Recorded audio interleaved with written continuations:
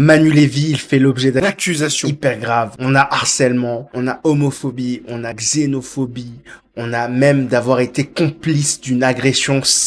Ok, t'as capté. Donc ça fait quand même beaucoup pour un seul homme. Mais d'abord, qui est Manu Lévy? Perso, je savais pas qui c'était. Manu Lévy, c'est un animateur radio et de télévision. Il est connu principalement pour son travail à la radio, où il a été animateur de la matinale à Énergie depuis 2011. Un peu plus sur le contexte. En gros, le contexte, c'est que Manu Lévy, il est accusé par plusieurs anciens membres de son équipe de créer un environnement de travail toxique, caractérisé par des menaces, du sexisme, des surcharges de travail et un contrôle extrême. Apparemment, Manu, c'est un contrôle fric. Les plaignants, on a quelques noms. On a Valentin Chevalier, on a Isabelle Giami, on a Pauline Borgia, on a Aude Fresneau. C'est des gens qui ont travaillé avec Manu Lévy pendant plusieurs années et ils ont décrit un climat de terreur derrière la façade décontractée de l'émission. Alors on peut se demander maintenant d'où proviennent ces allégations.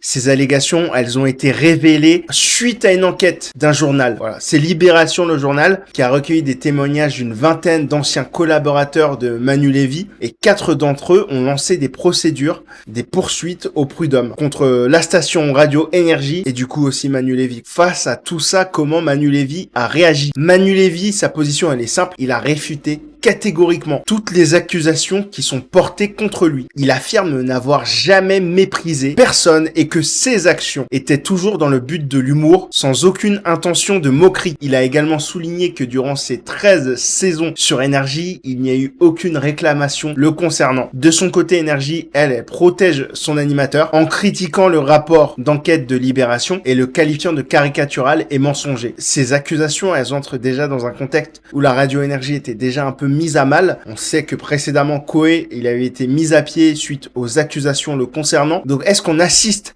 à un downfall de la radio en France et de Énergie? Dis-le moi en commentaire.